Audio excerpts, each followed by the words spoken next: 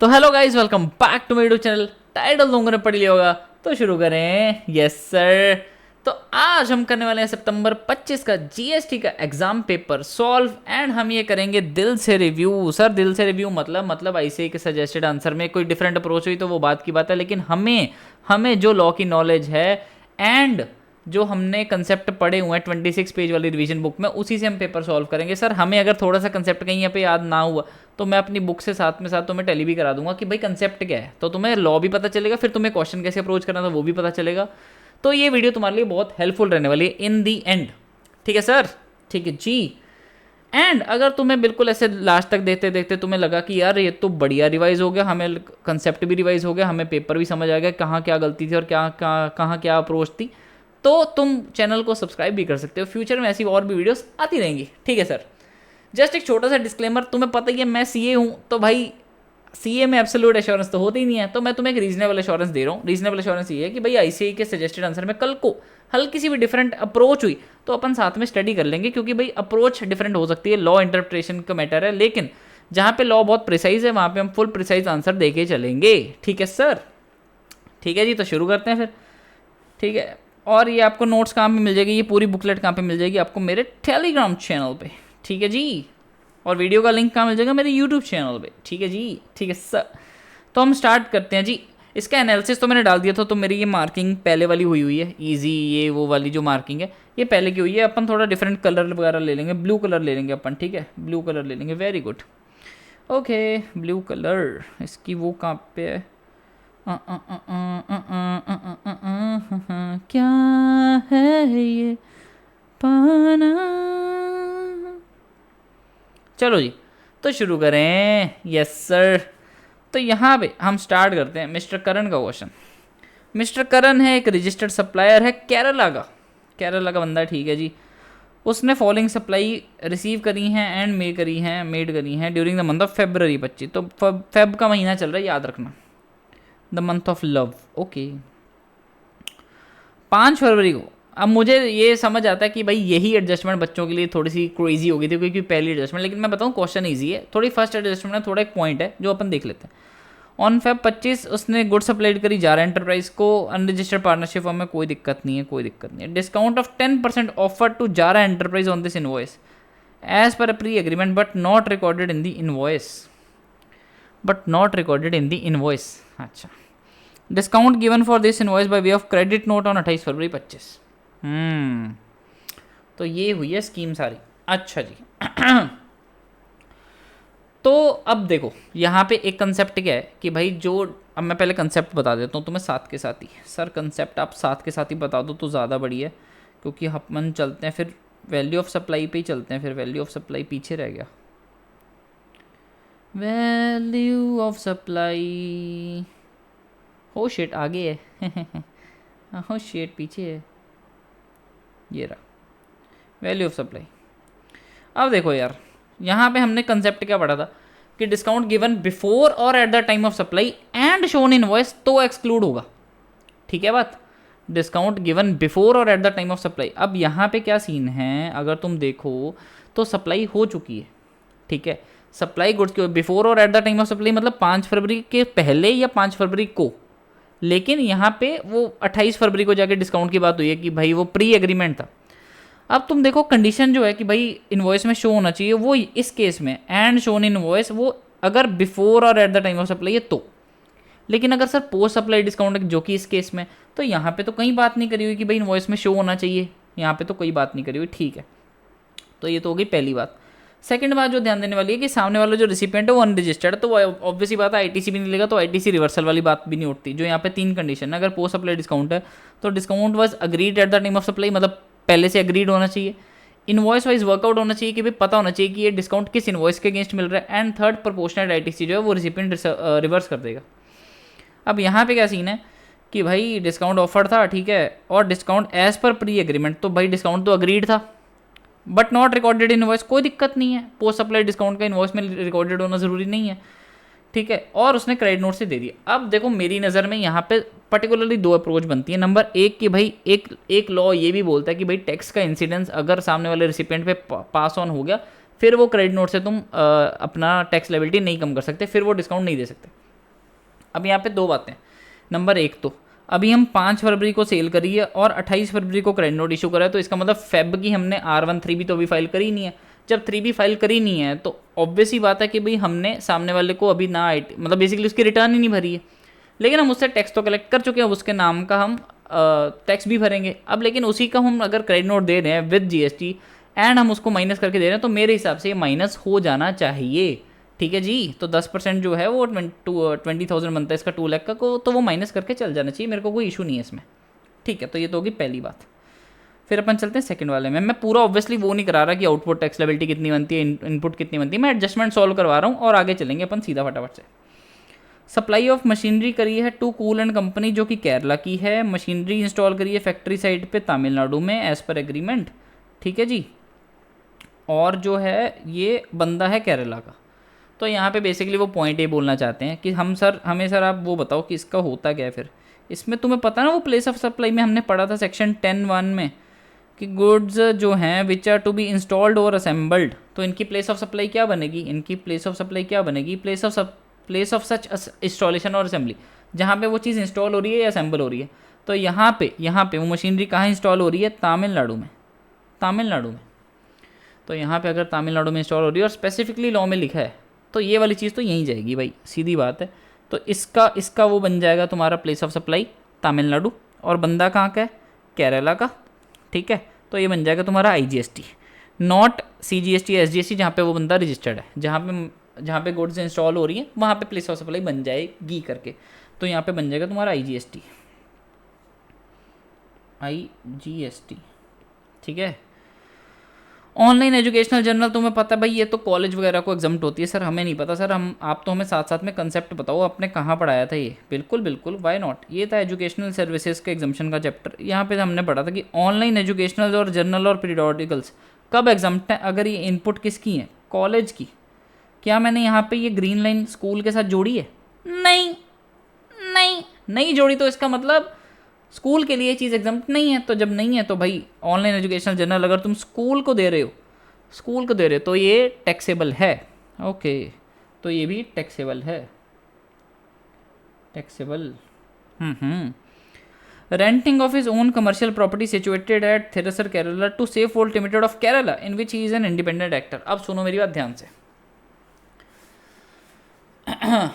ये जो मैंने कुछ इस क्वेश्चन पेपर में ना, ये क्वेश्चन पेपर तुम्हें मेरे टेलीग्राम चैनल पे मिल जाएगा, और यहाँ पे मैंने ना 1-2 पॉइंट्स पे ना ऐसे टाइम लिमिट मार्क करी है, 1 घंटा 21 मिनट 35 सेकेंड, और भी जगह कहीं करी होगी, जैसे ये रहा 5:32:31। ठीक है, ये मैंने क्या मार्क करी है कि जो मैंने लास्ट डे रिवीजन मैराथन ली थी, जिसमें हमने 6 घंटे में पूरा GST रैप अप कर दिया था, अगर तुम्हें याद हो, तो उसमें मैंने उसकी टाइम लिमिट डाली है कि अगर तुम उस पर्टिकुलर वीडियो के इस टाइम लिमिट पे जाके देखोगे तो तुम्हें देखेगा मैंने ये एग्जैक्ट एडजस्टमेंट बोली थी वहाँ पे। तो यहाँ पे एडजस्टमेंट है क्या कि डायरेक्टर जो है वो अगर डायरेक्टर की कैपेसिटी में कोई सर्विसेज कंपनी को देता है देन उस पर RCM है, लेकिन यहाँ पे वो अपनी इंडिविजुअल कमर्शियल प्रॉपर्टी, कोई उसकी ओन कमर्शियल प्रॉपर्टी वो कंपनी को रेंट पे दे रहा है, तो वो डायरेक्टर की कैपेसिटी में नहीं दे रहा, वो अपने इंडिविजुअल की कैपेसिटी में दे रहा है। तो इस पर मेरे हिसाब से RCM नहीं है, तो इस पर RCM नहीं है जी, नो RCM। ठीक है, ये PDF तुम्हें कहाँ मिल जाएगी, question paper with marking with ये टाइम लिमिट एंड ऑल, मेरे टेलीग्राम चैनल पे लिंक का लिंक डिस्क्रिप्शन में है। ओके नु कौन रोक के अच्छा, उसके बाद यहाँ पे भाई उसने कंसाइनमेंट ऑफिस यूनिफॉर्म भेजी थी रसूल टी एस्टेट को। इस एडजस्टमेंट का सिर्फ पॉइंट इतना कि नीचे उन्होंने बस ये जोड़ा हुआ है कि भाई लोकल लेवी लगी थी ग्रीन टैक्स को 10,000 रुपये की। ठीक है, और by mister Karan in the invoice में, तो भाई उसने इन्वॉइस में 10,000 भी जोड़े थे। तो तुम्हें पता है अगर इन्वॉइस में any taxes other than GST and cess and ये वो, तो लोकल लेवी लग रही है भाई। तो यहाँ पे भाई सीधी बात है ऐड हो जाएगी। तो यहाँ पे बस इतना ही पॉइंट था कि भाई 2 लाख में 10,000 जोड़ लो, 2 लाख में 10,000 जोड़ लो। ठीक है बात, ठीक है सर। उसके बाद payment made to mister Manish a contractor है for construction of staff quarters. अब स्टाफ क्वार्टर्स है, देखो अब मेरी बात सुनो। वर्क्स कॉन्ट्रैक्ट क्या होता है, जहाँ पे गुड्स और सर्विसेज दोनों एक साथ दी जाती हैं and resultant property immovable property होती है, डेट इज वर्क्स कॉन्ट्रैक्ट। ठीक है, और वर्क्स कॉन्ट्रैक्ट का तुम्हें पता है ITC ब्लॉक्ड है unless it is in the nature of revenue expenditure. ठीक है, जब वो रिपेयर कंस्ट्रक्शन मेंटेनेंस वो ऐसे डेली रूटीन के खर्चे होते हैं, जो 10 लाख की बिल्डिंग पे 50,000 का खर्चा कर दिए तो हो सकता है P&L में डाल दें। देन मे बी वो रेवेन्यू में जाएगा, P&L में डेबिट हो जाएगा, अगर अगर as per accounting principles, then उसका ITC ले सकते हैं। लेकिन यहाँ पे स्टाफ क्वार्टर जो है वो कैपिटलाइज्ड है इन द बुक्स ऑफ अकाउंट, तो वर्क्स कॉन्ट्रैक्ट है, वर्क्स कॉन्ट्रैक्ट कैपिटलाइज्ड है, वर्क्स कॉन्ट्रैक्ट कैपिटलाइज्ड है, तो क्या होगा, तो नो ITC भाई, कोई ITC नहीं मिलेगा करके। ठीक है, ये सारी मैं अपने जो बेसिकली जो हमने क्लास में पढ़ा और जो उसके बेसिस पे मैं बता रहा हूँ। ठीक है, कल को वही बात है, रीजनेबल एश्योरेंस है भाई, लेकिन ऑब्वियसली हम लॉ साथ साथ में पढ़ते चल रहे हैं, कोई ऐसी बात नहीं। अब जैसे ये वर्क्स कॉन्ट्रैक्ट वाला पॉइंट है, ठीक है, ये अपन चलते हैं रिवीजन बुक पे, बताओ ITC वाला चैप्टर कहाँ पे है, इसके बाद था ये रहा, यहाँ पे ये रहा works contract services, works contract services and construction of immovable property. ठीक है, और इसमें ये देखो ITC of construction services is not available when the expenses are capitalize in the books of accounts. Clear लिखा हुआ है मैंने, क्लियर लिखा हुआ है, तो बस फिर यही तो उसने बोली बात कि भाई स्टाफ क्वार्टर जो है वो कैपिटलाइज इन द बुक। ये बात की बात है कि भाई डेप्रिसिएशन चार्ज हुई नहीं हुई, इससे फर्क नहीं पड़ता भाई, कैपिटलाइज हो गए ना तेरे बुक्स में, तो यहीं पे बात खत्म हो चुकी है। ओके ओके, अच्छा, during the month supply of 13,000 was made against redemption of food coupons during December 24 against specific pizza available in food court run by Mr. करण। दिसंबर में कुछ हमने वाउचर्स इशू करे थे जो 28 फेब तक वैलिड थे, तो किसी बंदे ने आके फेब में रिडीम कर लिए, फेब का महीना चल रहा है इस समय क्वेश्चन में, और फेब में आके रिडीम कर लिए एंड 13,000 उसकी वैल्यू थी। ठीक है सर, अब एक चीज़ बताओ, हमने क्या पढ़ा हुआ है, हमने क्या पढ़ा हुआ है, पहले मेरे को ये बताओ हमने पढ़ा क्या हुआ है। Sir time of supply in case of vouchers आपने बताई थी कि अगर सप्लाई आइडेंटिफिएबल है, अगर सप्लाई आइडेंटिफिएबल है, yes, then date of issue of voucher ही उसकी टाइम ऑफ सप्लाई है। लेकिन अगर सप्लाई आइडेंटिफिएबल नहीं है, वो जो वाउचर मिला है वो पता ही नहीं है कल को किसके अगेंस्ट रिडीम हो सकता है, रैंडम वाउचर है, किसी भी फूड आइटम के अगेंस्ट हो सकता है, देन उसकी date of redemption of voucher उसकी टाइम ऑफ सप्लाई बनती है। अब यहाँ पे क्वेश्चन में क्या था भाई, क्वेश्चन में उसने बोला स्पेसिफिक पिज़्ज़ा है, स्पेसिफिक पिज़्ज़ा। अब अगर स्पेसिफिक पिज़्ज़ा, इसका मतलब वाउचर इशू करते टाइम ही पता है कि सप्लाई किसके अगेंस्ट है, स्पेसिफिक पिज़्ज़ा के अगेंस्ट है, तो date of issue of voucher ही उसकी टाइम ऑफ सप्लाई बन गई होगी दिसंबर में ही। तो आज हम खड़े हैं फेब में, फेब में इसका कुछ करेंगे नहीं करेंगे, मेरे हिसाब से नहीं करेंगे। इसका क्वेश्चन में तुम्हें नोट लिख के आना था कि भाई ये जो है इसकी टाइम ऑफ सप्लाई दिसंबर बन गई होगी, तो आज की डेट में इसका कुछ नहीं होगा। इसमें पूरा तुम्हें ये वाला लॉ लिख के आना था कि एज पर सेक्शन 12(4), ओए ये वाला नहीं यूज़ करना यहाँ पे, ये एज पर सेक्शन 12(4) ऐसा ऐसा वाउचर के केस में क्या होता है। ठीक है, ओके, ये लोकल लेवी वाला हम पढ़ चुके हैं। मिस्टर करण के अकाउंटेंट ने उसको बोला कि भाई GST RCM में पे करना है, बताओ, जो डायरेक्टर ने प्रॉपर्टी लेट आउट करी थी कमर्शियल। तो भाई ऑब्वियसली इसमें भी तुम लिखोगे कि भाई अकाउंटेंट बेवकूफ़ है, अकाउंटेंट को तुम रिप्लेस करो और CA सचिन रेजा को अपना अकाउंटेंट रखो। मैं तुम्हें एक फ़नी बात बताता हूँ, जो मेरा इस समय रियल लाइफ में जो मेरा क्लाइंट है, वो जिसका मैं GST देखता हूँ सिर्फ, है ना, सिर्फ GST, ठीक है, जिसका मैं GST देखता हूँ, उसका नाम भी करण है और उसने CA सचिन रेजा रखा हुआ है। जस्ट किडिंग, ये जस्ट एक वैसी वो था रेफरेंस, इसका कुछ वैसे वाला कोई लेना देना नहीं है, मैं वैसे ही बता रहा था सिर्फ। ठीक है बच्चों, मेरे प्यारे क्यू डिवाइस जी, मेरे प्यारे क्यू डिवाइस जी, ठीक है जी, ठीक है सर, आगे चलते हैं। तो यहाँ पे वो भाई उसका जो अकाउंटेंट है वो बेकार है, उसको चेंज करो और ये RCM में नहीं जाएगा, RCM में नहीं जाएगा।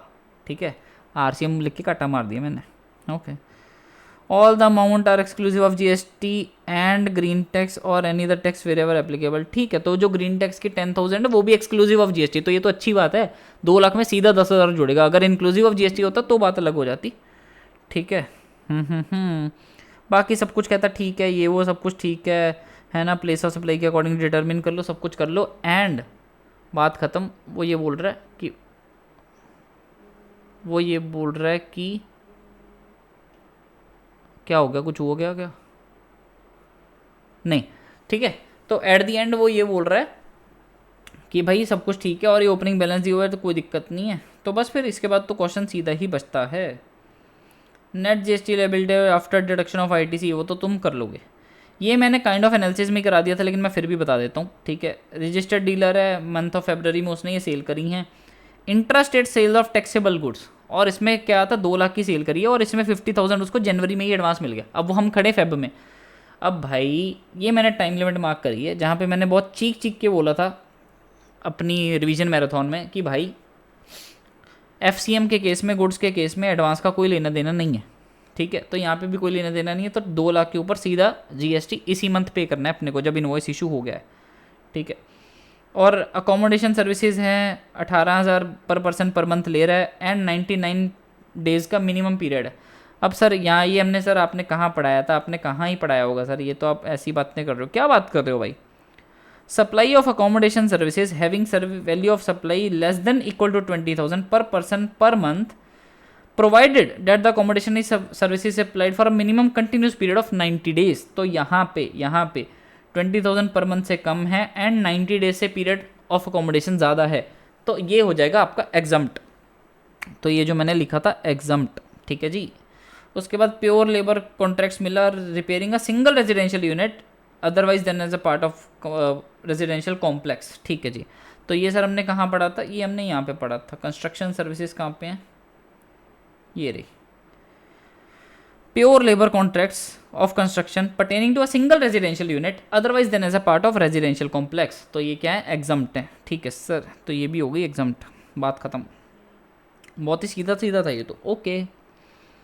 उसके बाद प्रोफेशनल फ़ी पे करी है for taxable services to miss Udaan Mehta जो भी है, located in non taxable territory. अब यहाँ पे मेरे को पर्सनल अंदर से एक फीलिंग आ रही है कि यहाँ पे हो सकता है किसी एक आधे बच्चे ने गलत कर दिया होगा कि भाई उसने नॉन टैक्सेबल टेरिटरी नहीं देखा होगा। अगर तुमने प्रोफेशनल फ़ी पे करी है नॉन टैक्सेबल टेरिटरी से, इसका मतलब बंदा बाहर बैठा है तो तुम्हें पता इंपोर्ट ऑफ सर्विसेज होगी, और इंपोर्ट ऑफ सर्विसेज पे तुम्हें इस पर RCM भी पे करना था। मेरे हिसाब से इस पर RCM भी पे करना बनता था, ठीक है सर। तो मेरे हिसाब से इस पर RCM पे करना बनता था, और तुम फिर इसका ITC भी ले लेते, ऑब्वियस ही बात है ITC भी ले लेते, कोई दिक्कत नहीं थी। IGST ले लेते, यहाँ पे तुम्हारी ये इंट्रास्टेट थी, इंट्रास्टेट तो तुम्हारी C और S पेबल था, IGST का RCM पेबल था, और तुम्हारा IGST का ITC अवेलेबल था। सीधी बात, नो बकवास, ओके ठीक है। ये बाकी वो बताया हुआ है कि भाई पिछले साल की टर्नओवर 2 करोड़ थी, ताकि तुम अगर ऐसा ना सोचो कि भाई वो प्रोफेशनल फ़ी कुछ ली है, ये वो तो प्रीवियस फाइनेंशियल की टर्नओवर थ्रेशोल्ड से कम थी तो एग्जाम्पशन नहीं हुआ, ऐसा कुछ मत सोचो। तो वैसे उन्होंने दे दिया कि 2 करोड़ है, देने की जरूरत भी नहीं थी वैसे, ठीक है जी। Correct legal provision and individual tax amount तुम्हारा आंसर का पार्ट बनना चाहिए, ठीक है, याद से। नेक्स्ट क्वेश्चन पे आते हैं सर, 6th का ए, ये है 6th का ए। चलो जी, वी ट्रेडिंग है, रजिस्टर्ड एंट्री अंडर GST है राजस्थान में, ठीक है। मैं वैसे ये वीडियो तुम्हें पता है वैसे कल ही देता, लेकिन कल मैं बिजी था। कल मैं किसी स्कूल में GST का लेक्चर देने गया था, वहाँ पे बच्चों को 10th 12th के बच्चों को बड़ा मज़ा आता है। मेरे को ऐसी अपॉर्चुनिटी मिलती है ना, मैं भाग के जाता हूँ, आई लव इट जेन्युइनली। चलो एनीवे, अभी फ़िलहाल आज दे रहा हूँ, आज ही सही, कोई दिक्कत नहीं। तो भाई ये प्राइवेट लिमिटेड कंपनी है, ठीक है। रजिस्टर्ड एंटिटी अंडर GST है, जयपुर राजस्थान में, okay. It is engage in wholesale trading of various sports item, okay. इस मंथ की इनवर्ट सप्लाईज बता रही है, ओ इनवर्ट सप्लाईज के ऊपर क्वेश्चन है, okay. As per the policy of the company, MD of the company को membership of local sports club मिली ऑन बिहाफ ऑफ कंपनी, और कंपनी मंथली फ़ी पे करती है। ओहो, ये तो सर क्या बात कर रहे हो, ये तो हमने डेफिनेटली पढ़ा था यहाँ पे। ये ब्लॉक्ड ITC में क्या लिखा हुआ मैंने, membership of a club, health and fitness centre या एक्सटेंडेड टू एम्प्लॉयज़, ये वो। तो कंपनी बेसिकली कुछ भी ऐसी सर्विसेज लेके जो अपने एम्प्लॉयज़ को एक्सटेंड करती है कि भाई मेंबरशिप ऑफ क्लब, हेल्थ कुछ भी ले लिया, फिटनेस सेंटर की ले ली, जिम की ले ली, तो उसका ITC मिलता है, नहीं ब्लॉक्ड है। तो ये है blocked. Purchase equipment from OEM manufacturer, ठीक है, एज एन एक्सवर्क्स कॉन्ट्रैक्टर। अरे ये तो एग्जैक्ट RTP की एडजस्टमेंट आ गई मेरे भाई। RTP का जो क्वेश्चन नंबर 10th था मेरे हिसाब से, जो मैंने स्पेसिफिकली भी बोला था RTP की वीडियो डालते टाइम कि भाई ये इंपॉर्टेंट है और ये मुझे लगा आपको कवर कराना चाहिए, तो इसलिए मैंने वो कवर भी कराया था RTP सितंबर 25 में। तो उसी का क्वेश्चन था। ये क्वेश्चन बेसिकली किस के ऊपर बेस्ड था कि अगर ये बेसिकली एक क्लैरिफिकेशन आई थी कि भाई अगर एक OEM मैन्युफैक्चरर है ना, जो इक्विपमेंट मैन्युफैक्चरर होते हैं, जैसे तुम कार के शोरूम में जाते हो, तो उनके लिए डिलीवरी, उनके लिए सप्लाई कहाँ खत्म हो जाती है, उनकी फैक्ट्री के गेट के बाहर ही, उनके शोरूम के बाहर ही, गाड़ी उसके बाद तुम्हारी। तो वैसे ही सेम यहाँ पे क्या है कि भाई अब तुमने OEM बंदे से वो खरीदा इक्विपमेंट, ठीक है ना, और कॉन्ट्रैक्ट के बेसिस पे गुड्स जो डिलीवर कर रहा था on behalf of the recipient कर रहा था एट सप्लायर्स प्लेस। तो OEM ने तो हैंड ओवर कर दिया 28 फरवरी को सप्लायर के प्लेस पे ही, ठीक है। लेकिन इक्विपमेंट फिजिकली रिसीव मेरे को 2 मार्च को हुआ। ऐसा है क्या? ऐसा ही है, अच्छा ठीक है। ठीक है, अब इस केस में पॉइंट क्या बनता है कि भाई तुम ITC कब ले सकते हो? फेब में तुम मानोगे तुम्हारे पास गुड्स रिसीव हो गई हैं, या तुम बोलोगे कि नहीं मेरे को फिजिकली तो देखो 2 मार्च को रिसीव हुई तो 2 मार्च को मानूंगा। तो इसके ऊपर आरटीपी में एडजस्टमेंट थी, तो उसके बेसिस पे ये आंसर है सीधा सीधा, इसमें कुछ खास वाली बात है नहीं। 28 फेब को तुम मान लोगे बेसिकली, ठीक है। परचेज करी थी 26 फेब को, और उसने बोला था भी गई जो goods are to be delivered by original OEM जो है वो ट्रांसपोर्टर को दे देगा on behalf of recipient at suppliers OEM। तो कॉन्ट्रैक्ट क्या हुआ था कि भाई जो OEM है जहाँ से मैं इक्विपमेंट खरीद रहा हूँ वो ट्रांसपोर्टर को सामान जब दे देगा ना, तब माना जाएगा कि ट्रांसपोर्टर ने रिसिपिएंट के बिहाफ पे सप्लाई ले ली, डिलीवरी ले ली। तो जब डिलीवरी ले ली तो यहाँ पे गुड्स डिलीवर हो चुकी हैं, तो माना जाएगा ITC चैप्टर में भी हमने पढ़ा है कि when goods are received on behalf of recipient by any other person on his direction, तो ट्रांसपोर्टर ने मेरे डायरेक्शन पे ले ली गुड्स, तो माना जाएगा मेरे पास 28 फेब को ही गुड्स आ चुकी हैं। 28 फेब को आ चुकी हैं तो ये महीना फेब का चल रहा है, तो मैं फेब के महीने में ITC ले लूँगा। फेब की 3B में ITC ले लूँगा, 20 मार्च को ITC ले लूँगा। ना कि ये नहीं माना जाएगा कि 2 मार्च को रिसीव हुई और फिर मैं 20 अप्रैल को जाके ITC लूँगा, ऐसा नहीं, ठीक है। तो ये क्वेश्चन था, ये पॉइंट था सारा, okay. 5th year of incorporation में भाई उसने इवेंट कराया और इवेंट कंपनी ने सिंगल प्राइस चार्ज किया 2.5 लाख, सिंगल प्राइस चार्ज किया, सिंगल प्राइस कॉम्पोजिट सप्लाई की बात हो रही है, जिसमें तुम्हारा फूड एंड बेवरेजेस इंक्लूडेड है 40,000 का, एज पर जनरल ट्रेंड। तो जनरल ट्रेंड है, इसका मतलब जनरल ट्रेंड लिखने का उसका मतलब यही था कि भाई ये नेचुरली बंडल्ड है, पूरी इंडस्ट्री में प्रैक्टिस चलती है ये चीज़ करने की। तो ठीक है भाई, अगर 2.5 लाख के अंदर इंक्लूडेड है तो 2.5 लाख में प्रिंसिपल सप्लाई किया हुआ इवेंट मैनेजमेंट की सर्विसेज, और इसके लिए फिर एप्लीकेबल रेट क्या होगा 9%, जो कि इवेंट पे लगता है, ना कि 14% जो फूड पे लगता है, ठीक है। ये तो मैंने एनालिसिस में बता दिया था, तो बात खत्म। ट्रक परचेज करा था, ठीक है, और उस पर 2,10,000 की हमने डेप्रिसिएशन भी ली है 14 लाख पे, तो 14 लाख का ट्रक परचेज करा। आई एम हेयर अज्यूमिंग, जो तुम में भी एजम्पशन लिख के आनी चाहिए कि ये जो 14 लाख वैल्यू दी हुई है ये एक्सक्लूसिव ऑफ GST है, मतलब इसके ऊपर GST भी लगना है, तो ये टैक्सेबल वैल्यू। अगर ये टैक्सेबल वैल्यू तो टैक्सेबल वैल्यू के ऊपर तो मैं GST ले ही सकता हूँ। ये देखो हमने इसके ऊपर क्या पढ़ा था, ब्लॉक्ड ITC के ऊपर यहाँ पे पढ़ा था हमने, सेक्शन 16 में पढ़ा था कि कैपिटल गुड्स के GST कंपोनेंट पे कंडीशन क्या थी, GST कंपोनेंट पे या तो डेप्रिसिएशन ले लो या ITC क्लेम कर लो। कि सर मान लो हमने 1 लाख की मशीनरी खरीदी है, 1 लाख की मशीनरी खरीदी है, उस पर 18% GST लग गया 18,000, तो 1,18,000 उसकी होगी इनवॉइस वैल्यू।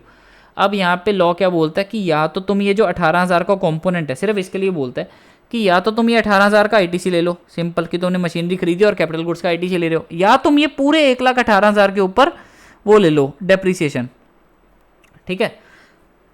अब इस क्वेश्चन में तो वो 1 लाख, ये जो 1 लाख है बेसिकली टैक्सेबल वैल्यू है, इसके ऊपर डेप्रिसिएशन ले रहा है, 14 लाख के ऊपर 15% ले रहा है, तो मेरी तरफ से ये डेप्रिसिएशन अलाउड है, और तुम्हें ये ITC भी अलाउड है, जो 14 लाख के ऊपर 14% का ITC है ना, वो अलाउड है, क्योंकि ट्रक है एंड ट्रांसपोर्ट ऑफ गुड्स है, लेस देन 13 वाली चीज़ इस पर नहीं लगती ट्रक के कि भाई 2 ही सीटें होती हैं, क्योंकि भाई ट्रांसपोर्ट ऑफ गुड्स है, वो ट्रांसपोर्ट ऑफ पैसेंजर्स के लिए, ट्रांसपोर्ट ऑफ पर्सन्स के लिए ब्लॉक्ड होता है, ये ट्रक के ही अलाउड हो जाएगा, ठीक है। कहीं पे भी कोई भी डाउट है, एक इत्तू सा भी डाउट है, कमेंट सेक्शन में पूछो, टेलीग्राम पे पूछो, जहाँ मर्जी पूछो, बिंदास पूछो, इंस्टाग्राम के DM में पूछ लो, तो कोई दिक्कत नहीं है, ओके। सारी इंट्रास्टेट ट्रांजैक्शन है ये वो, ठीक है, बाकी तो वैसी वाली चीज़ें लिखी हुई हैं basic C, okay. Examine the following independent cases and determine the place of supply under GST। इसका जो फर्स्ट पार्ट है ये तो मैं तुम्हें अभी कराऊंगा ही नहीं, क्यों? क्योंकि जब मैंने इसकी GST मैराथन ली थी तब मैंने ये एग्जैक्ट, मतलब इत्तो सा भी इधर का उधर नहीं करा, मैंने एग्जैक्ट एडजस्टमेंट अपनी ये वाले टाइम पे, तुम मैराथन पे जाओगे और ये वाला टाइम खोलोगे ना, तो इस टाइम पे मैंने एग्जैक्ट यही एग्जाम्पल यही सेम दी थी मैंने। और मैंने इसके ऊपर एक यूट्यूब शॉर्ट्स भी डाला था कि भाई एक बच्चे ने मेरे को बाद में टेलीग्राम पे वॉइस नोट भी भेजा कि सर आपकी रिवीजन मैराथन में जो आपने वॉइस नोट बोला था ना, जो आपने बेसिकली एग्जांपल बोली थी कि आपके एग्जाम के टाइम पे जो आई थी, वही एग्जैक्ट हमारे पेपर में आ गई, तो ये वही है। तो ये तो मैं एक्सप्लेन नहीं कर रहा, ये तुम वहीं से देखना। ये मेरे को थोड़ा मॉडरेट लगा कि भाई mister Ravi builders of Pune Maharashtra है, जिसने बिल्डर एंड कंपनी जो रजिस्टर है अहमदाबाद में, उससे हायर लिया कि आर्किटेक्चर प्लान बनाना है, 21 फ्लोर की बिल्डिंग बनेगी कनाडा में। अब सर इसके रिलेटेड लॉ क्या है? लॉ अपन चलते हैं प्लेस ऑफ सप्लाई में। प्लेस ऑफ सप्लाई क्या बोलता है भाई?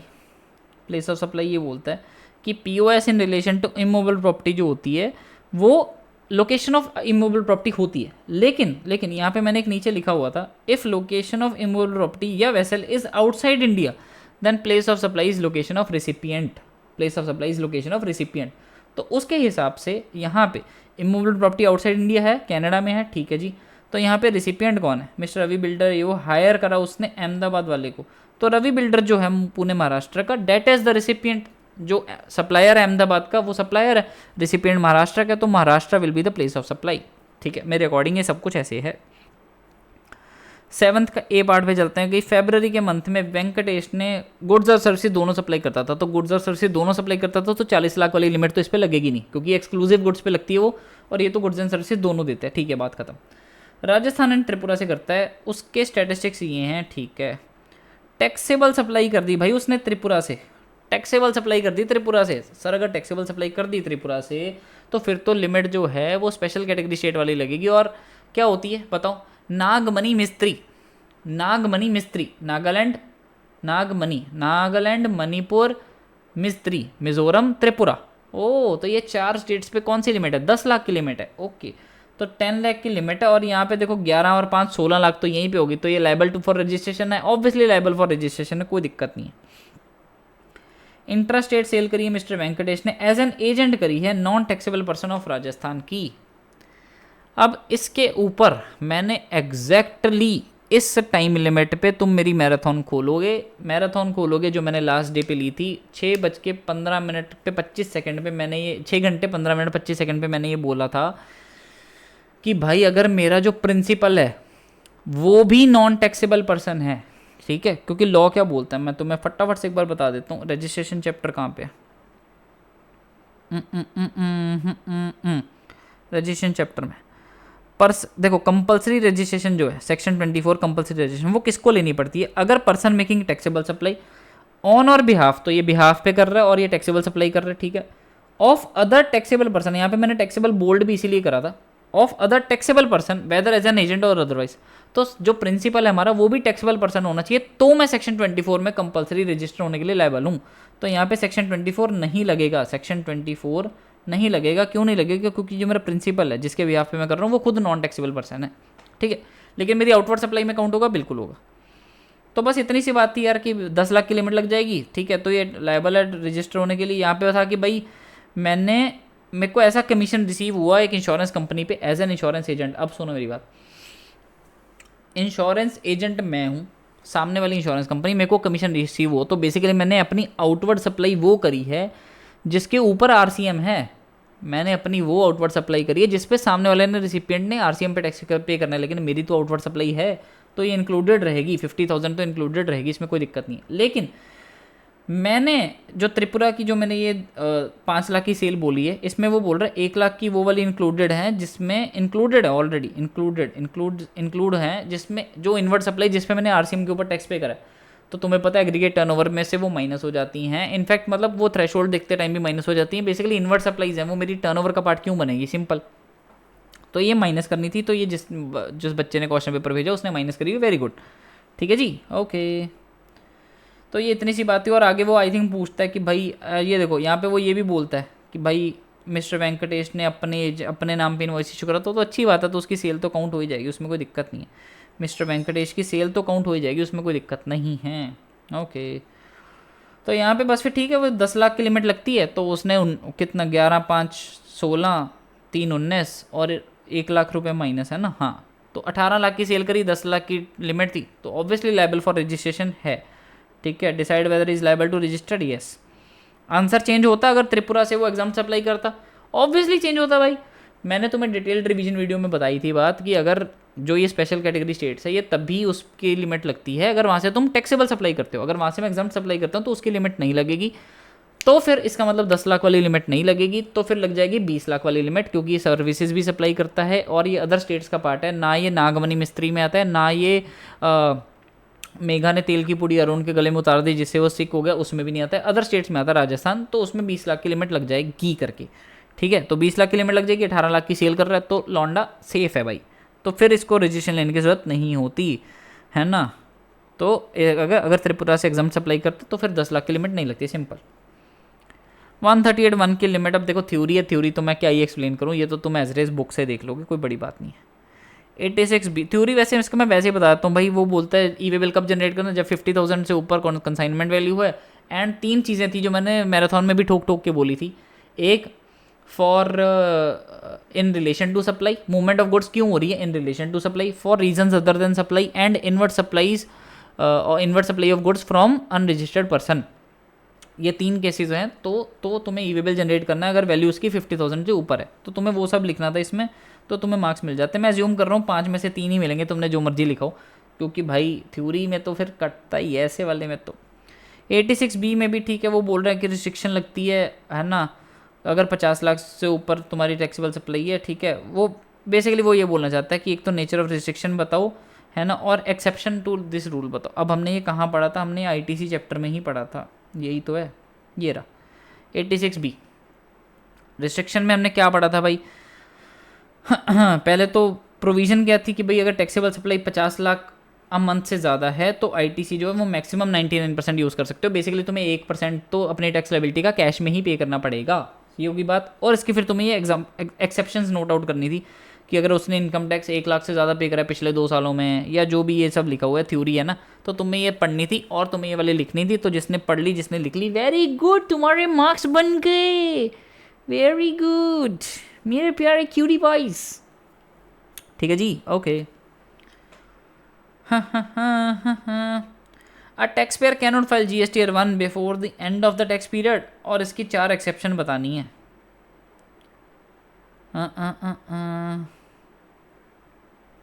State the exception to the statement, further discuss in brief any 4 circumstances. अच्छा, where a registered person is debarred from furnishing details, और ये अच्छा, तो एक तो बोलना है कि भाई एंड ऑफ टैक्स पीरियड। अच्छा, ये तो यहाँ पे हमने पढ़ा था, रिटर्न्स वाले चैप्टर में पढ़ा था हमने। ये देखो, ये सारा कुछ पूरा पेपर मैं तुम्हें अपनी 26 पेज में जो पूरा GST समराइज है उस रिवीजन बुक से करा रहा हूँ। तुम देख रहे हो, सारा पेपर उसी में से करा दिया मैंने।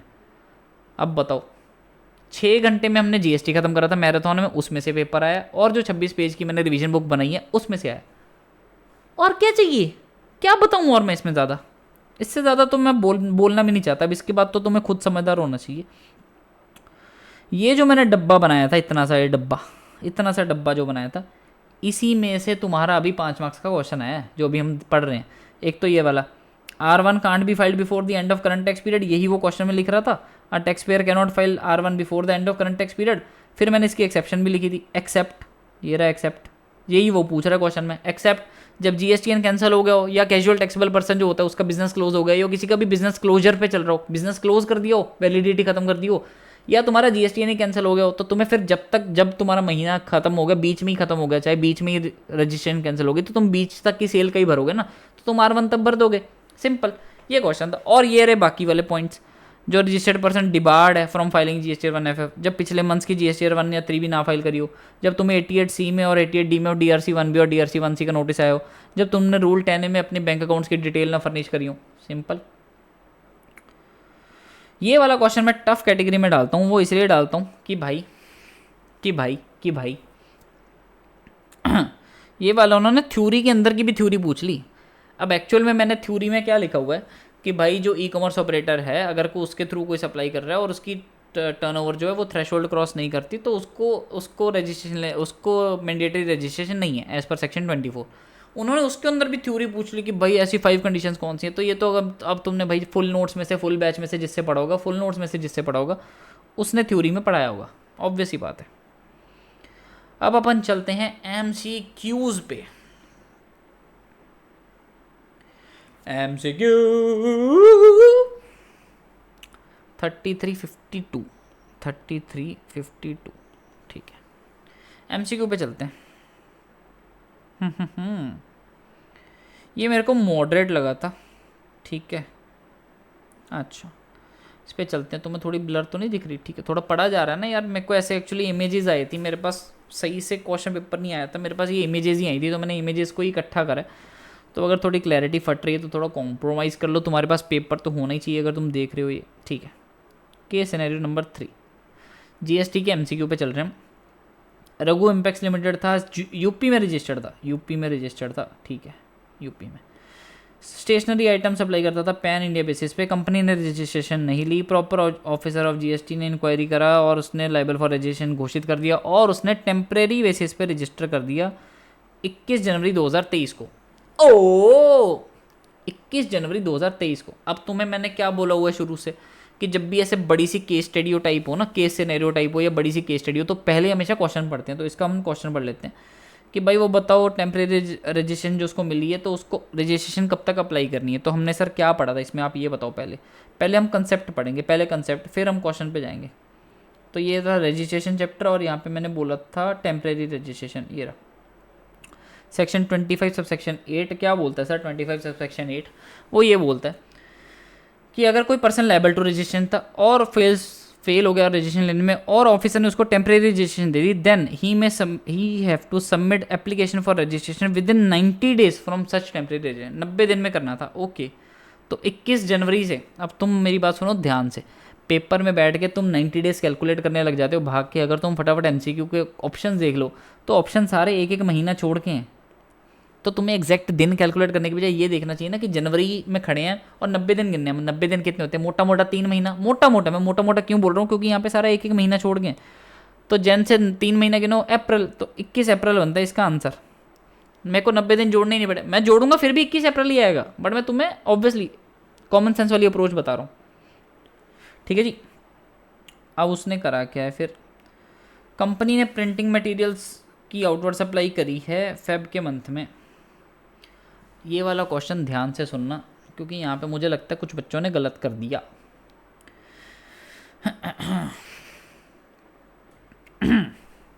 देखो इसके ऊपर मैंने एक यूट्यूब शॉर्ट्स भी डाला, एक बच्चे ने बोला भी था कि सर आपने जो रिवीजन मैच में बोला था ना कि लाडले 2.5 लाख से ऊपर, 2.5 लाख से ऊपर, एग्जैक्ट 2.5 लाख पे नहीं, 2.5 लाख से ऊपर की टैक्सेबल वैल्यू होगी तो TDS काटना है। तो यहाँ पे मैं ऐसे ही बताता हूँ क्योंकि ये तुमने भी सॉल्व कर लिया होगा, मैंने भी कर लिया होगा। सिंपल तुम्हें क्या करना था, देखो ये 2,60,000 है, ये इंक्लूसिव ऑफ GST था, तो तुम्हें इसकी टैक्सेबल वैल्यू निकालनी थी। क्या करना था, कैलकुलेटर उठाना था, 2,60,400 डिवाइडेड बाय 1.05, 1.05 मतलब उसमें से 5% का इफेक्ट निकालना था। अगर तुम्हारी मैथ स्ट्रॉन्ग है, अगर तुमने फाउंडेशन में स्टैट मैथ्स अच्छे से करा है, तो 2,60,400 डिवाइडेड बाय 1.05, ये तुम्हारा जो भी आंसर आता था ये 2.5 लाख से कम आता था जहाँ तक मुझे याद है। हाँ, 2,48,000 समथिंग आता, तो इस पर TDS नहीं काटना था, सिंपल। सेकंड वाले पे 2,80,000 था, तो 2,80,000 डिवाइडेड बाय 1.12, ये तुम्हारा एग्जैक्ट 2.5 लाख आता है। 2,80,000 डिवाइडेड बाय 2,80,000 2.8 लाख, ये तुम अपने कैलसी पे करना है, ठीक है। 2,80,000 डिवाइडेड बाय 1.12, 12% का इफेक्ट निकाल रहा हूँ मैं बीच में से, तो निकाल दिया, तो ये बनता है exact 2.5 lakh. Sir exact 2.5 lakh पे काटना है? नहीं, मैंने बोला था 2.5 लाख से ऊपर हो तो काटना, तो इस पर भी नहीं काटना। अब इस केस में भाई बच्चे हो रहे हैं कंफ्यूज। अब मैं बताता हूँ फटाफट से कंफ्यूज कहाँ हो रहे हैं और इसका सोल्यूशन क्या है। देखो ये solution obviously subject to interpretation है, एंड सब्जेक्ट टू भाई के ICI सजेस्टेड आंसर में क्या देता है, लेकिन मैं अपने इस पे अपना टेक बता देता हूँ क्या है। दिल्ली ट्रांसपोर्ट कॉरपोरेशन को मैंने सर्विसेज दी है, मैं यूपी में हूँ, ठीक है। दिल्ली ट्रांसपोर्ट कॉरपोरेशन जो गवर्नमेंट ऑन ट्रांसपोर्ट कॉरपोरेशन है, जो यूनियन टेरिटरी ऑफ दिल्ली में रजिस्टर्ड है। दिल्ली तो स्टेट ही माना जाता है GST में, तो चल छोड़ो, दिल्ली में रजिस्टर्ड है for supply to its central stores located in Ghaziabad. अब देखो, एक तो इसमें इंग्लिश का इशू हो सकता है कि भाई मैंने किसको सप्लाई करी है, मैं यूपी का बंदा हूँ, मैंने किसको सप्लाई करी है, दिल्ली ट्रांसपोर्ट कॉरपोरेशन को जो दिल्ली में लोकेटेड है, ताकि वो सप्लाई कर सके for supply to its central stores located in Ghaziabad state of Uttar Pradesh. तो उसने आगे, दिल्ली वाले ने आगे यूपी को सप्लाई करनी है। एक तो ये होगी इंटरप्रिटेशन एक। सेकंड हो गया कि भाई दिल्ली का बंदा रजिस्टर्ड था, मैं यूपी का हूँ और मैंने उसके बिहाफ पे यूपी में सप्लाई कर दी, ठीक है। इनवॉइस वैल्यू, देखो इनवॉइस वैल्यू अपन चीज़ पे बाद में आते हैं, पहले अपन तुम्हें पता कि भाई TDS TCS में हमने क्या पढ़ा था, एक रूल पढ़ा था हमने TDS TCS में। सर क्या पढ़ा था, जल्दी बता दो क्या पढ़ा था हमने ये पढ़ा था कि TDS कब नहीं काटना, नो TDS व्हेन जब प्लेस ऑफ सप्लाई एक स्टेट में है एंड लोकेशन ऑफ रेसिपिएंट दूसरी स्टेट में। प्लेस ऑफ सप्लाई एक स्टेट में, लोकेशन, सर वो लोकेशन ऑफ सप्लायर की कोई इज्जत नहीं है, नहीं कोई खास इज्जत नहीं है, लॉ में लिखा हुआ है, लेकिन इज्जत कुछ नहीं है उसकी, इज्जत सिर्फ इन दोनों की है। प्लेस ऑफ सप्लाई एक स्टेट में, लोकेशन ऑफ रेसिपिएंट दूसरी स्टेट में, देन TDS नहीं कटेगा। अच्छा, अब यहाँ पे तुम्हारी दो प्रोविजंस आपस में भिड़ती हैं, कौन सी सर? एक तो जो तुमने पढ़ा होगा सेक्शन 10(1), मैं लिख ही देता हूँ, सेक्शन 10(1)(a) एंड 10(1)(b, ये दो प्रोविजंस आपस में भिड़ती हैं। एक प्रोविजन बोलती क्या है कि सर अगर गुड्स में जो है ना मूवमेंट इन्वॉल्व है तो जहाँ पे डिलीवरी हो रही है वो उसकी प्लेस ऑफ सप्लाई मानी जाएगी। तो अगर इसके हिसाब से चलें तो प्लेस ऑफ सप्लाई क्या है यहाँ पे, क्या है यहाँ पे बताओ, जल्दी बताओ। मूवमेंट कहाँ पे टर्मिनेट हुई है, यूपी में, तो हम मानेंगे कि भाई यूपी में जाके टर्मिनेट हुई है तो यूपी में होगी प्लेस ऑफ सप्लाई, ठीक है। और यहाँ पे एलओआर क्या है, एलओआर क्या है, दिल्ली, बंदा तो दिल्ली का था ना, ये जो दिल्ली ट्रांसपोर्ट कॉर्पोरेशन थी ये तो दिल्ली की थी। तो अगर पीओएस एक स्टेट में है, एलओआर दूसरे स्टेट में, तो टीडीएस नहीं बनेगा। ये तो होगी पहली अप्रोच। सेकंड अप्रोच क्या है सर, सेकंड अप्रोच 10(1)(b है। अब तुम एक चीज़ बताओ, जीएसटी के अंदर 10(1)(b क्या है, bill to ship to. Bill to ship to model क्या बोलता है, अगर थर्ड पर्सन के कहने पे सप्लायर ने रिसिपिएंट को गुड्स भेजे हैं, थर्ड पर्सन के कहने पे, डायरेक्शन पे, तो जो प्लेस ऑफ सप्लाई है वो थर्ड पर्सन की लोकेशन गिनी जाएगी, है ना। तो यहाँ पे हम ये भी बोल सकते हैं कि भाई जो यूपी का बंदा है, जो मैं हूँ बेसिकली, ये क्या नाम है इसका, रघु इम्पैक्स, जो यूपी का बंदा सप्लायर है, इसने दिल्ली के ट्रांसपोर्ट कॉर्पोरेशन के कहने पे यूपी में सप्लाई कर दी, तो जो प्लेस ऑफ सप्लाई है वो place of business that is place of recipient that is Delhi की नहीं जाएगी। जो ये दिल्ली ट्रांसपोर्ट कॉर्पोरेशन को मैंने सप्लाई करी, उसके डायरेक्शन पे मैंने यूपी में कर दी, चलो ठीक है। अब यहाँ पे मेरा स्कूल ऑफ थॉट भी इसी से मैच करता है, वो ये है कि भाई देखो, जीएसटी लॉ में सेक्शन 25 सबसेक्शन 4 क्या बोलता है, क्या बोलता है कि डिस्टिंक्ट पर्सन होते हैं। डिस्टिंक्ट पर्सन कौन होते हैं, एक तो अगर मेरी 2 सेपरेट रजिस्ट्रेशन है किसी स्टेट्स में, ठीक है, या मेरी एक स्टेट में रजिस्ट्रेशन है और दूसरी स्टेट में इस्टेब्लिशमेंट है। अब यहाँ पे देखो स्पेसिफिकली मेंशन तो नहीं करा हुआ कि सेंट्रल स्टोर जो यूपी में लोकेटेड है वो रजिस्टर्ड है कि नहीं है, लेकिन मेरी एक रजिस्ट्रेशन दिल्ली में और मेरी एक इस्टेब्लिशमेंट यूपी में है ना, तो इसका मतलब ये डिस्टिंक्ट पर्सन हुए। डिस्टिंक्ट पर्सन हुए तो रेसिपिएंट और थर्ड पर्सन ये बन सकते हैं bill to ship to model के केस में। अगर मेरी ही कोई एक ब्रांच होती जो सेपरेट, जो डिस्टिंक्ट पर्सन नहीं गिनी जाती लॉ की नज़रों में, है ना, जीएसटी लॉ की नज़रों में, अगर हम डिस्टिंक्ट पर्सन ना होते देन 10(1)(a लगता। मेरी इंटरप्रिटेशन नहीं है अभी फिलहाल, है ना, obviously subject to reasonable assurance, subject to ICA का आंसर क्या बोलता है, उन्होंने क्या एजम्पशन ली और क्या वो रीजनिंग देंगे अपन पढ़ लेंगे बाद में।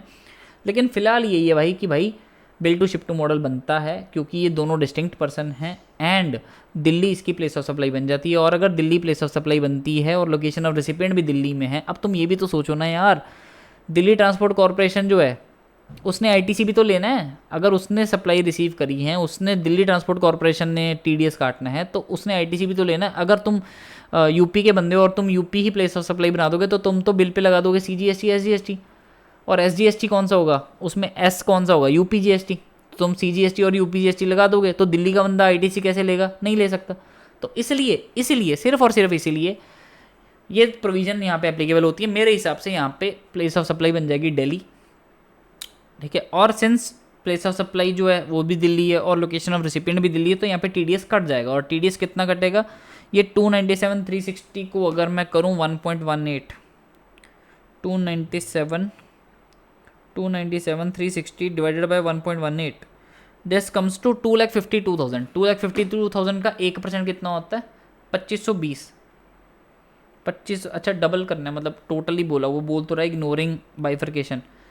तो 2520 का डबल कितना होता है, 5040। तो 5040 मेरे हिसाब से आंसर है। लेकिन अगर आईसीआई वो डिफरेंट स्कूल ऑफ थॉट लेता कि नहीं प्लेस ऑफ डिलीवरी यूपी बन जाती है, तो फिर वो मैंने बताया ना कि लोकेशन ऑफ रिसिपिएंट क्या है दिल्ली, प्लेस ऑफ सप्लाई क्या है यूपी, फिर वो टीडीएस नहीं कटेगा, देन इसमें नील आंसर आ जाएगा, ठीक है। Personally my favourite answer 5040। कल को क्या होता है वो देखेंगे। लॉ के हिसाब से तो मेरे हिसाब से तो ये बनता है कि वो दोनों डिस्टिंक्ट पर्सन हैं, तो यहाँ पे कन्फ्यूजन हो सकती है, तो मैंने बोल दी। टाइम लिमिट यहाँ पे वो पूछ रहा है जो क्रेडिट नोट इशू करा है, ठीक है, क्रेडिट नोट इशू करा है 1/10/24 को, एनुअल रिटर्न भर दी उन्होंने 15 जून 25 को। अब तुम्हें पता है क्रेडिट नोट की maximum time limit of filing क्या होती है, कब तक रिपोर्ट कर सकते हैं, last date of filing of annual return और 30th November of next financial year whichever is earlier. तो यहाँ पे 30th नवंबर से तो पहले उन्होंने 15 जून को ही अपनी एनुअल रिटर्न फाइल कर दी, तो 15 जून ही बन जाएगी तुम्हारी अर्लियर डेट, और तुम्हें 15 जून तक तुम मैक्सिमम फाइल कर सकते हो, कोई दिक्कत नहीं है। महादेव हाउसिंग वाला ये मेरी नज़र में टफ आया था भाई, ये मेरी नज़र में टफ आया था भाई, ठीक है, ठीक है जी। यहाँ तक सो फार अगर तुम्हें कंटेंट हेल्पफुल लगा, तुम्हें लगा कि भाई मस्त प्रोविजंस लिंक्ड हुई हैं और मस्त लॉ के साथ पढ़ाया जा रहा है, तो और क्या चाहिए, और क्या चाहिए, जीएसटी लॉ किसी का नहीं है भाई, जीएसटी लॉ इंडिपेंडेंट है, आईसीआई इंडिपेंडेंट है, लेकिन ऑब्वियसली हमें पेपर आईसीआई के हिसाब से देने, इसलिए मैंने जितने भी आंसर बोले हैं ना ये बोल के कि भाई आईसीआई के सजेस्टेड आंसर के बेसिस पे देखेंगे, जस्ट बिकॉज क्योंकि पेपर आईसीआई का है और हमें आईसीआई के हिसाब से ही मार्क्स लेने हैं at the and. Real life में जीएसटी लॉ तो किसी का नहीं है ना, तो मैंने तो लॉ के हिसाब से आंसर दे दिए सारे। अभी लॉ के हिसाब से हम आंसर आगे और पढ़ेंगे, ठीक है जी। तो लॉ के हिसाब से चल रहे हैं। तो आपको अगर मजा आ रहा है तो चैनल को क्या करना है, सब्सक्राइब, वीडियो को करना है लाइक, और तुम्हें करना है कमेंट अगर तुम्हें कोई भी डाउट है या तुम्हें इन जनरल अच्छा लगा कि सर आपने ये तो बढ़िया क्लैरिफाई कर दिया। अब हम चलते हैं, आई थिंक ये सेकंड थर्ड लास्ट ऐसा कुछ एमसीक्यू है, तो चलते हैं इस पर केस सिनेरियो पे। केस सिनेरियो पढ़ने से पहले तुम्हें पता क्या करना है, हमें क्वेश्चन पढ़ना है कि वो पूछ क्या रहा है, क्योंकि कभी कभार क्या होता है केस सिनेरियो बहुत बड़ी हो जाती है और जब तुम क्वेश्चन पढ़ते हो तो तुम देखते हो अरे यार मैंने जो स्टार्टिंग के 2 पैरे पढ़े थे उसके रिलेटेड तो क्वेश्चन ही नहीं पूछा इन्होंने। ओ, तो एक तो वो पूछ रहा है एग्जम्प्टेड आउटवर्ड सप्लाई कितनी है, ओके। सेकंड वो पूछ रहा है आईटीसी कितना ले सकती है जनवरी के मंथ का, ओके, जनवरी के मंथ की आउटवर्ड सप्लाई और जनवरी के मंथ का वो, ठीक है। थर्ड फोर्थ लास्ट वो पूछ रहा है कि ग्रॉस लाइबिलिटी क्या है before reduction of ITC, okay ठीक है जी। तो इस पर बात कर लेते हैं। इस बंदे के 200 फ्लैट हैं और शॉप है, महादेव हाउसिंग सोसाइटी है। तो हमने सर हाउसिंग सोसाइटी जो है वो रेजिडेंट वेलफेयर एसोसिएशन, जब सर आपने हमें एग्जांपल भी दी थी सर कि गोकुलधाम सोसाइटी जो है वो जेठालाल से मेंटेनेंस का चेक लेती है, वेरी गुड। तो वो मेंटेनेंस का चेक अगर 7500 तक का है तो वो एग्जम्प्ट है, ठीक है, ये बात हमें पता है, ठीक है।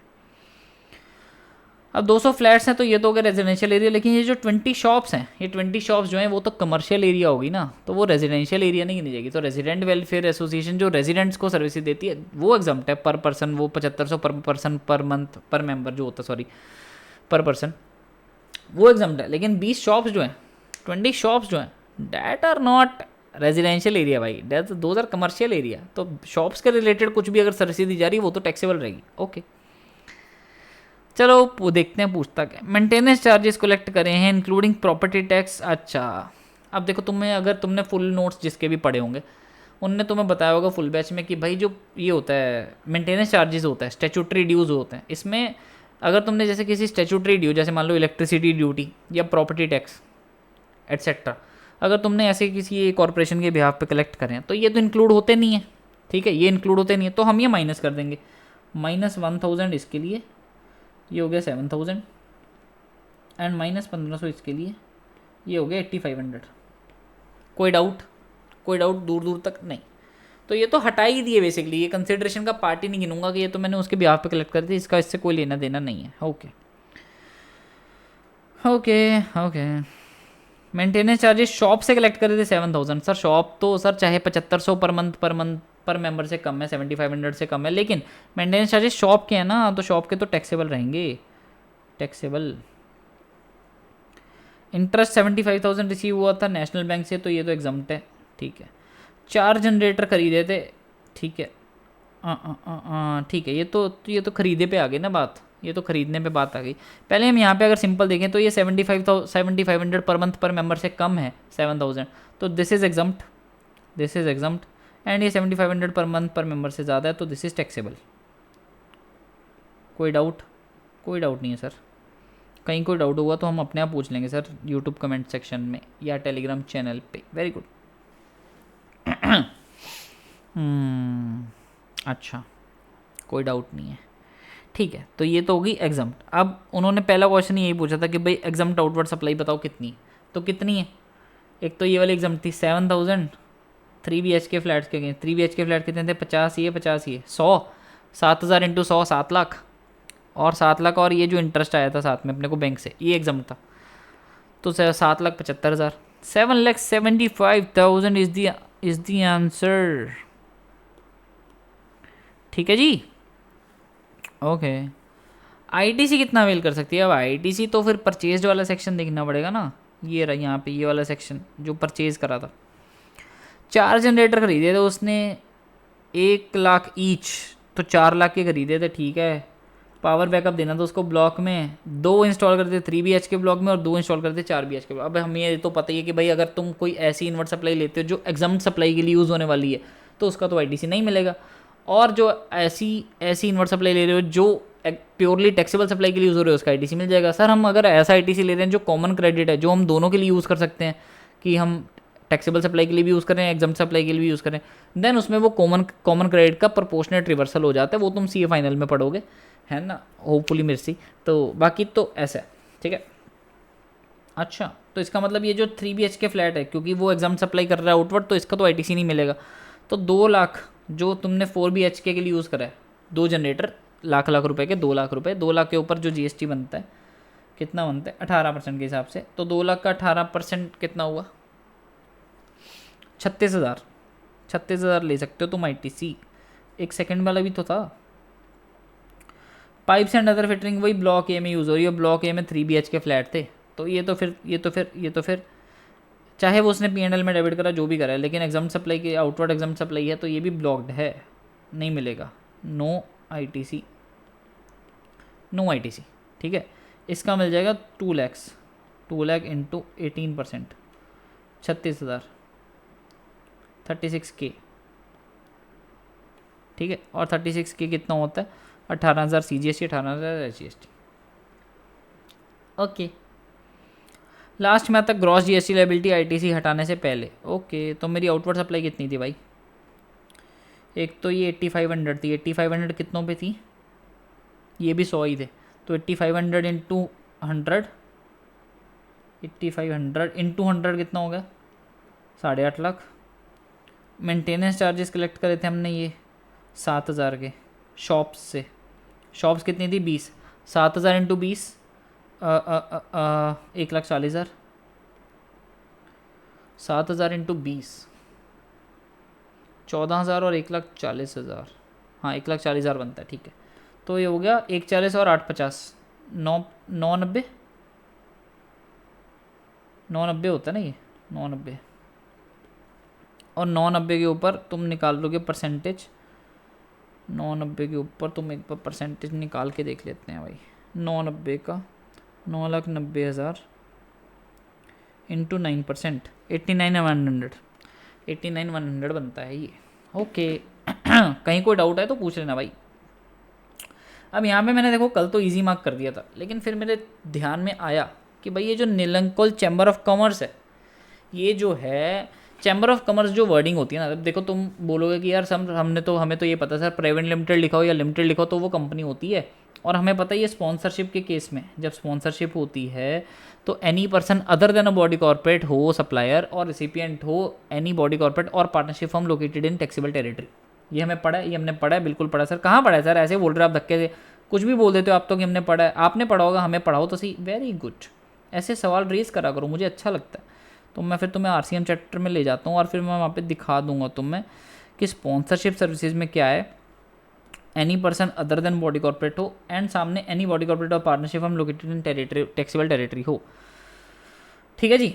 अब यहाँ पे देखो उन्होंने बोला कि भाई total value on which RCM पे करना है, जिस पे टोटल वो बतानी है, ठीक है। अब भाई 1.5 लाख जो है इसका मेन इशू है, 40,000 तो बहुत क्लियर है कि 40,000 जो है वो इंडिपेंडेंट डायरेक्टर ने टैक्सेबल सर्विसेज दी है इन कैपेसिटी ऑफ डायरेक्टर, जो मैं चीख के बोलता था कि पर्सनल कैपेसिटी में नहीं डायरेक्टर की कैपेसिटी में दे रहा है, तो उस पर RCM है। तो 40,000 तो पक्का है कि ये तो जी RCM में जाएगा। अब ये 1.5 लाख की कहानी है। अब देखो यार, इंस्टीट्यूट ने स्पेशली मेंशन तो नहीं करा, लेकिन ये जो चैम्बर ऑफ कॉमर्स वर्डिंग है या फाउंडेशन वर्डिंग होती है या कुछ ऐसे वाली होती है वर्डिंग्स, ये यूज़ होती है सेक्शन 8 कंपनीज़ के लिए, जो नॉन प्रॉफिट एंटिटी वाली कंपनीज़ होती है ना, उनके लिए यूज़ होती है ये वर्डिंग, ठीक है सर, उनके लिए यूज़ होती है वर्डिंग। तो ये सेक्शन 8 कंपनी भी हो सकती है, स्पेसिफिकली मेंशन तो करा नहीं है, कंपलसरी भी नहीं है भी हो, लेकिन हो भी सकती है, 90% तो होती है। तो अगर तो तुमने इसको बॉडी कॉर्पोरेट माना तो any person other than body corporate होना चाहिए RCM, तो ये तो बॉडी कॉर्पोरेट हो गया, तो इस पर RCM नहीं लगेगा अगर बॉडी कॉर्पोरेट मान लिया। सेकंड स्कूल ऑफ थॉट क्या है कि सर ये बॉडी कॉर्पोरेट नहीं है क्योंकि मेंशन नहीं है तो हम इस पर RCM देंगे, क्योंकि एनी पर्सन हो गया, अदर देन बॉडी कॉर्पोरेट हो गया ये, तो फिर सामने वाला तो है ही बॉडी कॉर्पोरेट, है ना, ये सफल प्राइवेट लिमिटेड है, सामने वाला तो बॉडी कॉर्पोरेट है, तो बस फिर उस पर RCM पे टैक्स पे वो पे करेगा, तो टोटल सफल की लायबिलिटी हो गई 1,90,000। तो देखो 2 स्कूल ऑफ थॉट जो मैंने बोले उसके हिसाब से या तो 1,90,000 बनती है, 40,000 बनती है, ये है लॉ। अब ICAI क्या बोलता है, क्योंकि ये भाई मेंशन नहीं है सर, ऐसे केस में नॉर्मली ग्रेस मार्क्स मिल जाते हैं।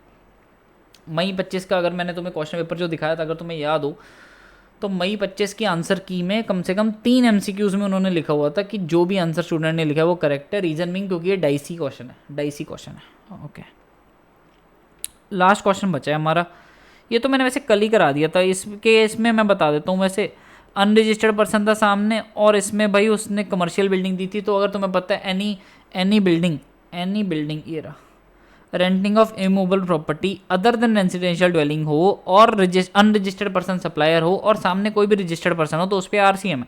तो यहाँ पे अनरजिस्टर्ड पर्सन था and other than residential property थी, इमूवेबल प्रॉपर्टी, और सामने पार्टनरशिप फर्म थी जो रजिस्टर्ड थी। सारी कंडीशंस फुलफिल हैं, RCM लगेगा। तो भाई देखा जाएगा RCM के केस में टाइम ऑफ सप्लाई में क्या होती हैं provisions. Time of supply under RCM, और वो भी सर्विसेज के केस में क्या होती है, डेट ऑफ सेल्फ इनवॉइस।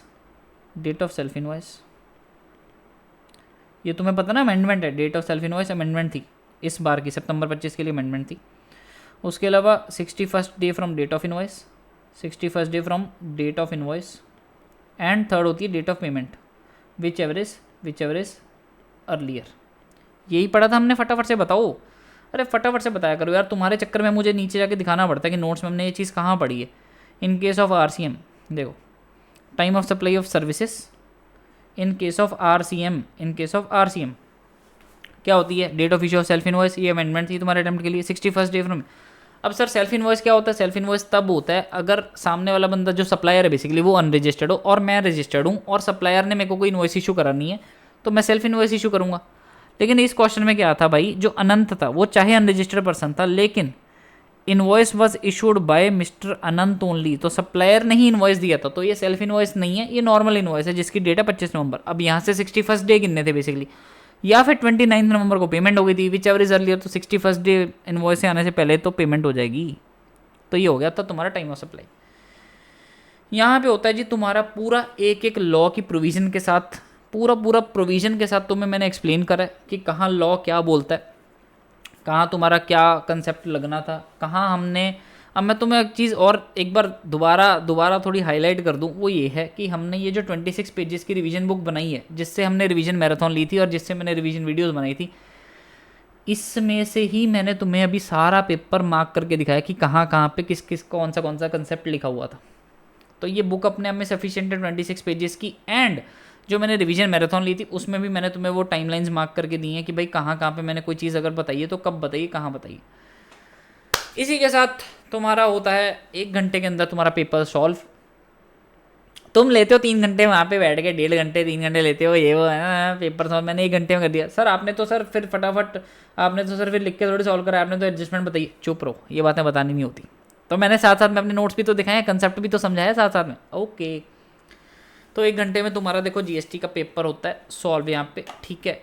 और इसी के साथ समय आ गया मेरे प्यारे क्यूटीज आपसे विदा लेने का। अगर तुम्हें ये कंटेंट हेल्पफुल लगा तो तुम्हें पता है चैनल को सब्सक्राइब करना, लाइक करना वीडियो को, और कमेंट करना कि कैसी लगी, हेल्पफुल लगी, नहीं लगी, क्या रहा, कुछ ऐसा पॉइंट जो तुम ऐड करना चाहते हो, कुछ ऐसा डाउट जो तुम पूछना चाहते हो, बिंदास पूछो।